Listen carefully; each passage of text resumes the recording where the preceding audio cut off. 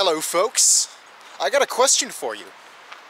How do maps come to turn out the way they are? How do we figure out from a map, okay, we look at it and we're saying, wow, that looks cool.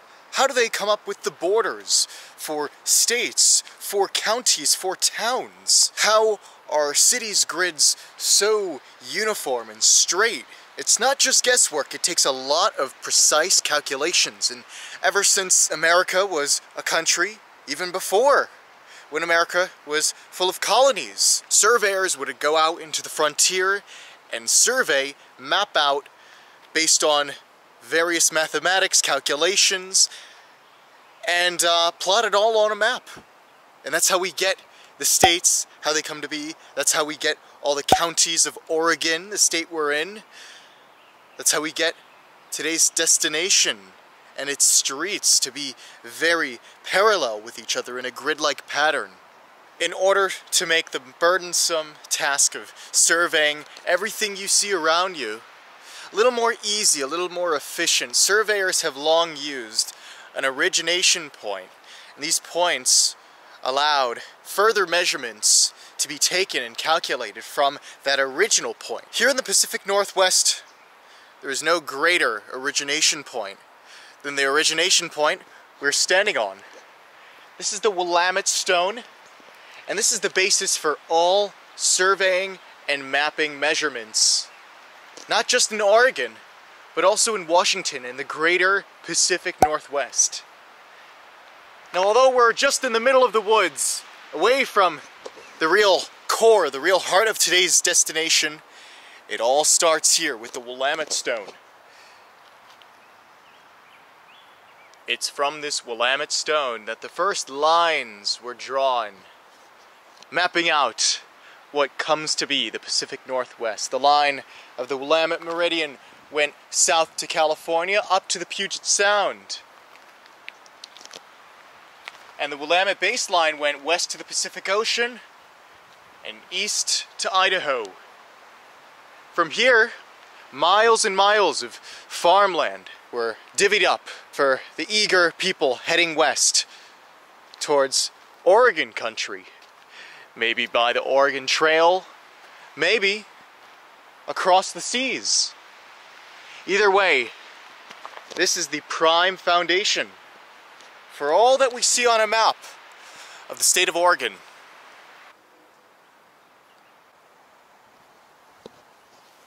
Well, isn't this natural scenery of Oregon just fantastic? I truly mean that in the literal sense, as if what we're seeing in front of us comes straight out of a fantasy film. Like, this is what I would expect. Beautiful trees of varying sizes and forms, and oh, say it ain't so. It's the incomplete mountain with its summit blown off. That is the famous Mount St. Helens up ahead in the distance. But that's not the focus that we want to aim for right now. We're just a few miles away from the largest city in Oregon, and yet here it feels as if we're still in the vast emptiness of nature, as if there wasn't a city miles ahead. Oregon has a motto, and the English translation roughly means she flies with her own wings. Well, the wind's flying as well. And let me tell you, it's very, very fitting for the culture of modern Oregon as we see it. If there was any one location that best epitomized this motto, she flies with her own wings, it would be today's destination. It's a city up ahead in front of us that is home to treasured history, a grimy past, and one of the largest scenes in America for counterculture. It's a very fascinating city, a very weird city, as we'll get to know. Now, you might know of this city already, but whatever you think about it, I think it's fitting that we give a warm welcome to this city, which really is a great embodiment of Oregon as a whole. Half of Oregon's population lives within the metro of this city. It's a very impressive series of achievements this city has, so I think let's give a warm welcome, a great introduction to the City of Roses, Portland, Oregon.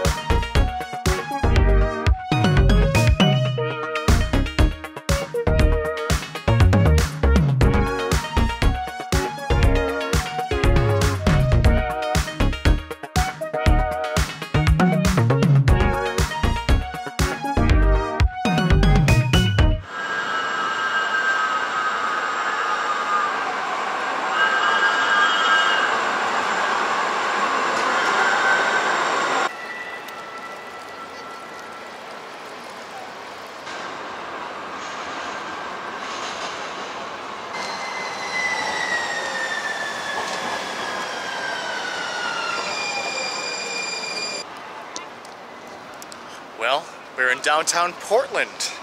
This is supposedly the weirdest city on earth, and we're right in the center of it.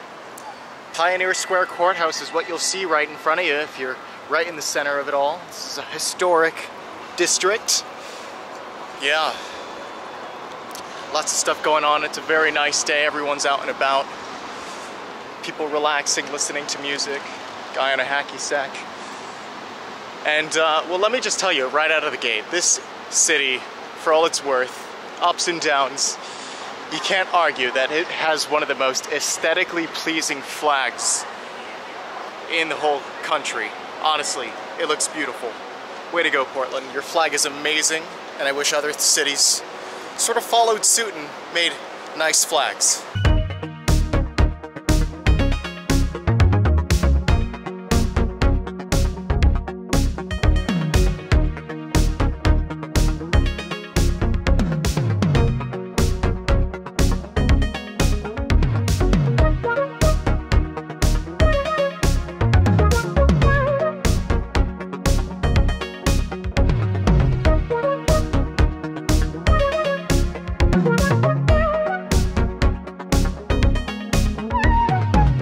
Now, I knew that San Francisco, when we visited there, was big on public transportation. It's world renowned for its public transportation services. But I didn't know Portland was kind of the same way. I'm seeing light rail, streetcars, buses all over the downtown area where we are.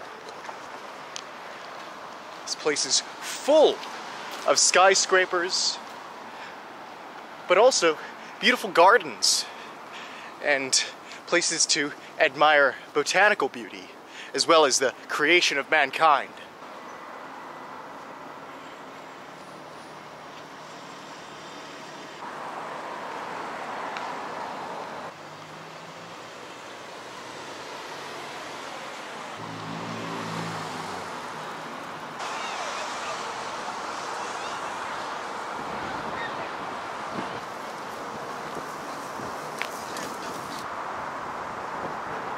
Now, if any typical tourist guide website will tell you that Portland is right next to the Columbia River, it sits right on it, well, they're wrong. This is actually the river on which Portland sits.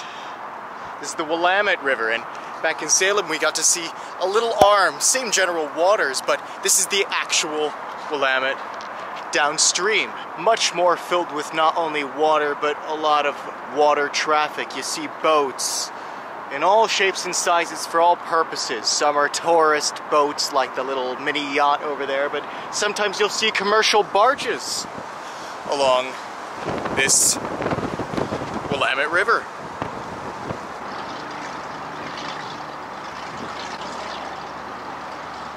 Okay, I'll concede, these travel guides, they do have a point. This Willamette River is a tributary of the Columbia River. It drains just a few miles downstream of here. This river actually played a significant role in Portland's development, as would any river for any adjacent city. The Lewis and Clark expedition made their last little leg right above Portland as they sailed westward along the Columbia River.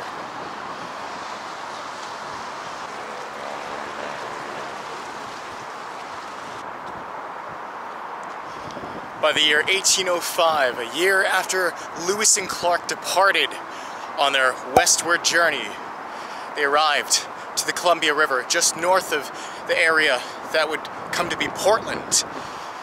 And they noticed the lush greenery and the vibrant plant life, animal life. Overall, it was just a nice place after thousands of miles of badlands and mountains that were rather inhospitable. Eventually, more and more people discovered this area. The Oregon Trail didn't hurt at all, so people were coming westward for many different reasons. Many industries were booming here, such as agriculture here in the Oregon country, and lumber. Lumber was a huge deal and really built up Portland to be a big, flourishing city. Oh my goodness. Not to mention that the area around Portland was surrounded by all sorts of water bodies, from rivers like Willamette and Columbia and It was only a hop, skip, and jump away from the Pacific Ocean. It supplied the area with not only opportunities for fishing, but also a way to access various long distances in any direction, really. This set up Portland to be a very big and important player in the northwestern part of the country's trade. So with so much going in the favor of this Oregon countryside, with so much being facilitated for this area's success, of course, it was no wonder that this was the first part of the Pacific Northwest to be developed. But why here? Why Portland? Well, the city grew because it was an easy halfway point between the two major already existing areas of the Oregon area. Oregon City, which used to be the former capital city, and Vancouver, which was owned by the Hudson Bay Company, another big player in the Pacific Northwest trading scene.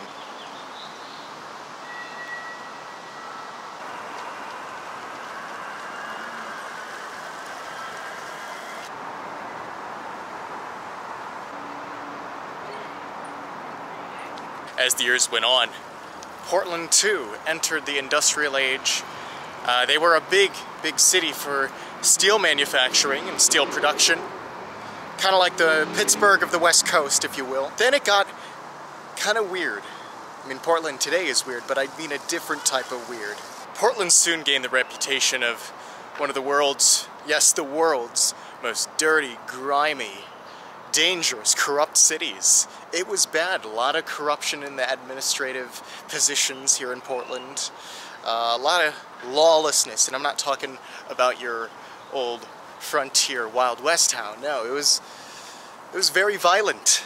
But today it's managed to shake off that bad reputation, because in the latter half of the 20th century, Portland became a big center, kind of like San Francisco with regard to the countercultures. It became a safe haven for people who didn't really like conforming to the standard plain vanilla culture of America. It was one of those hippy-dippy places. First it was the punk scene, and more recently it was the hipster scene.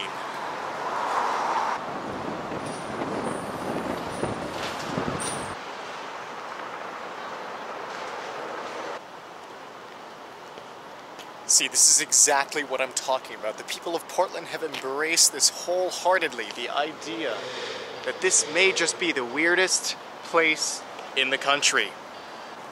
Keep Portland weird. An unofficial motto of Portland. Yeah, it's also become a very famous sign here. Now, is Portland still weird? I would understand around 10-15 years ago, the peak of the hipster subculture, you know, this would really stand out. But I guess the environment sort of changed ever since. Well, I don't know, maybe there's still some things that make Portland distinct from any other city in America. For one, you'll notice that almost every business here in Portland seems to embrace and proclaim some political message, or maybe they're proud to say that they have eco-friendly business practices. And then I'm sure there's still some people who are very colorful characters, you know, people with a sleeve full of arm tattoos, or maybe they have so many bumper stickers on their car that it's hard to see the rear view window, you know, that type of stuff. And, you know, it's really good to see that this city still has a sense of personality and character to it. There's enough boring vanilla personalities out in the world, so if we can create communities like Portland which are proud to embrace individuality, well, that's a good thing, I think, in my book.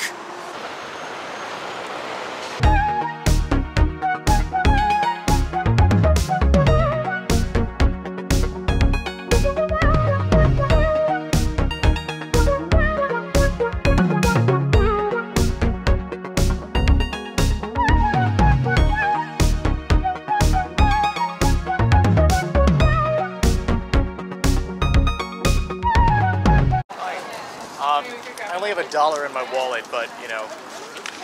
Yeah. Oh, actually, no, I have $2. Here you go. Yeah.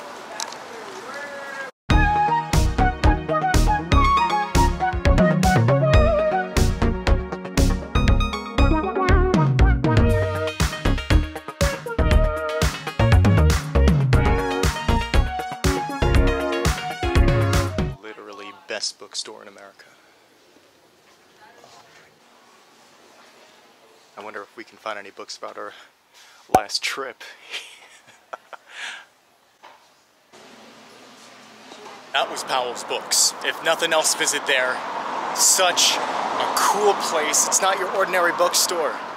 It's got a section for every thought, every subject, every field that you can imagine. It's incredible.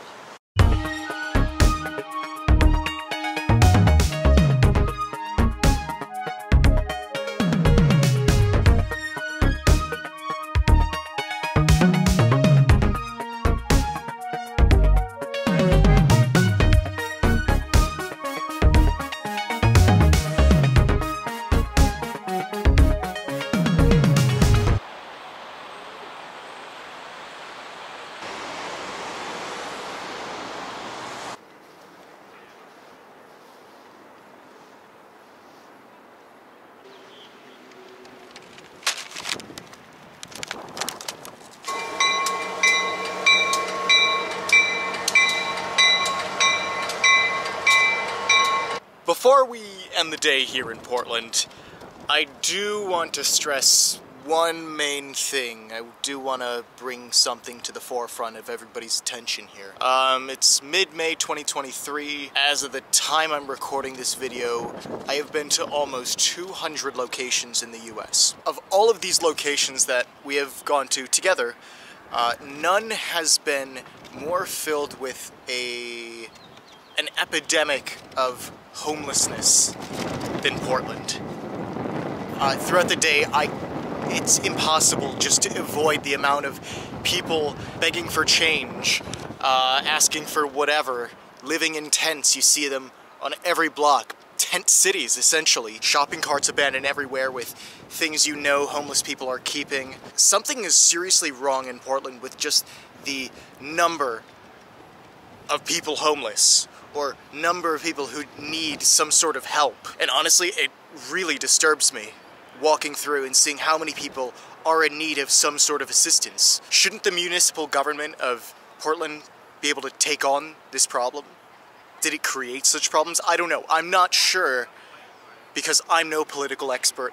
In fact, if you want my political take on it, you might as well shut this video off, go to another political pundit channel, because I'm not going to give any political insight or anything. That's just not the purpose of this channel. That's not the environment I want to cultivate. But the reason I'm bringing this up is for two reasons, and both of them are non-political issues. This whole thing is a societal, it's a human issue. Shouldn't we be taking care of one another and not, neglecting this huge and growing class of people who are just dismissed on the street? It's real troubling because as you walk, you do want to help and give what you can, but there are so many. It's discouraging almost when you see so many people over and over asking for change or whatnot, and you feel like, oh, what can I do to help if it's just ongoing and my dollar or so won't help at all, and the problem just keeps getting exacerbated with whatever things go on in the city. It's not just that housing costs are going up. That could be the case,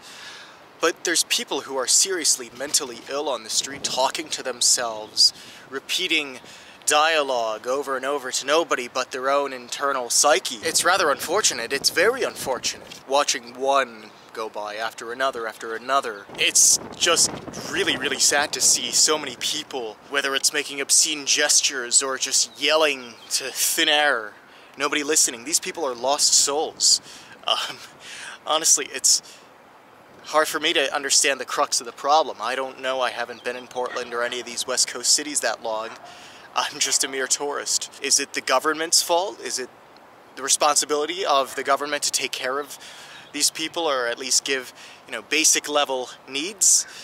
Is it not the government's responsibility? Is there some institution or societal construct that's at fault for this rampant problem? I mean, you guys saw on the camera, I tried to show that little montage that it's fun to hang around Portland and see the diverse landscapes, the diverse people, the diverse cultures. But it's also very unfortunate because there's a flip side of that. And you see it wherever you go. A lot of the locals just, I guess, ignore it because they're so desensitized to the number of homeless people that are here. It's very, very sad. So there's a problem and it's near impossible to ignore in this city. That's the first thing.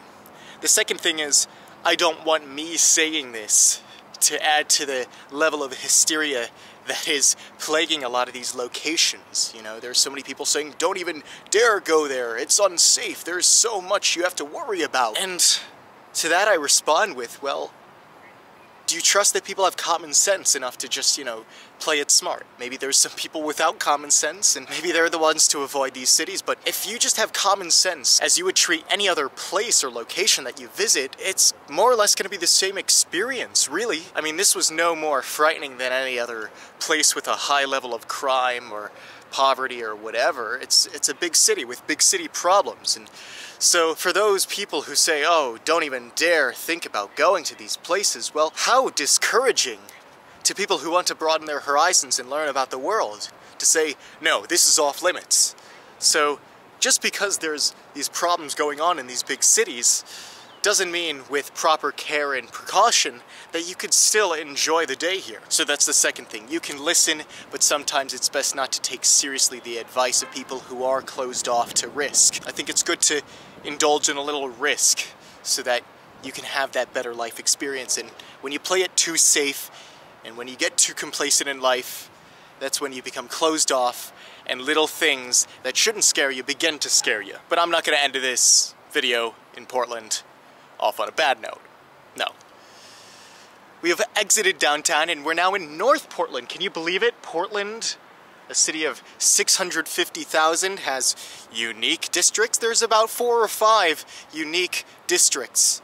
Whether you're on one side of the river or north or south, it's not as diverse as Los Angeles or San Francisco with like 10 or 12 districts, but Portland still has a good variety from neighborhood to neighborhood. And here in North Portland, where we are, there's a beautiful bridge, the St. John's Bridge. It's a famous landmark, and I guess it connects one side of Portland to another. We're sitting here right now, ending the day. There's supposedly a few more hours of daylight, and it's been a long day of walking through the busy streets of Portland. When you burn so much calories, you need a little bit of food for that intake. And I think I found the jackpot with fast food up here in the Pacific Northwest. This is a Northwest burger from none other than the great Burgerville. The Pacific Northwest does fast food a little bit differently. There's a big food scene here in Oregon, specifically Portland. Lots of microbreweries, lots of restaurants, plenty of places to get some good grub. But one thing they all kind of have in common is that goal. They all strive to be very environmentally friendly, or maybe they just want to eat healthy or sustainably. It's just the way of life here in the Pacific Northwest. They're very environmentally conscious. They're also very conscious of their health here on the West Coast. So Burgerville, where we went to, and now we're here, I got some food to go, and this is no ordinary burger. This is a Northwest burger, and it's made from local ingredients. The beef is grown from places, farms, not too far away from here in Portland. Same goes for the cheese. This is Tillamook cheese. It's hard to really separate the burger. I don't want to ruin it. All the ingredients, the lettuce to tomatoes, everything that you find in this burger right here. It's as local as it can get. Burgerville really specializes in local food. Burgerville is like fast food, but a little more healthy, healthier options, a little more sustainable, more locally grown produce and ingredients made for the food. Burgerville, too good to be true? Well, let's find out. It's amazing. Right after I had that first bite and turned the camera off from that clip, I just had to dig in for a few more bites. This was amazing. This is really high up there on the burger rankings. Maybe when made right, when prepared right, healthy food like this burger from Burgerville ain't too shabby. And if a burger doesn't quite fill you up, guess what? Instead of French fries, why not indulge in some fried asparagus? They're not playing around with this healthy food trope. Listen, if I was ever handed asparagus and said, oh, enjoy, this is a treat, this is a delicacy, this is something that is amazing to eat, I would say, are you kidding me? It's a vegetable. It doesn't taste good. But I think Burgerville does it just right when they fry it up and serve it to you as a side. It's not too bad either. I could dig this, for sure. Leave it to Portland to make even fast food weird. Having a population of around 2.5 million people, that's a lot. Portland still defies the odds of a big city by having a very laid-back and cozy atmosphere. Yeah, it's a big thing. It's a big outlier in terms of all of the American big cities, that Portland just seems to be a nice and cozy place. Again, a little common sense doesn't hurt anybody. But, especially for the non-traditionalist or the non-conformist, a visit to Portland is a great decision. Okay, there's another thing I gotta clear up too. Just like how in Salem there's a Salem East and a Salem West, same goes for Portland. There's a Portland East that we visited all the way back when we visited Portland, Maine. Yeah, it's a little bit of a different atmosphere there than Portland West, Portland, Oregon. Something's definitely going on in the Pacific Northwest, naming all of these places after New England. I tell you, it's the New England of the West Coast. So now going back to the way beginning of the video when I said Oregon has a state motto, she flies with her own wings. Can you tell how the independent spirit of Portland, Oregon very much appropriately matches that motto and truly is the best epitome of that motto anywhere in the Beaver State. So with that, I'll just say, what a day we had here in Portland, Oregon. The city of roses, possibly America's weirdest city. Well, I don't know about you, but I still have an appetite in me for some fried asparagus, so I'll just close the video right now. Enjoying the beautiful early evening in front of Portland's St. John's Bridge. More travels to come. I will see you at the next location.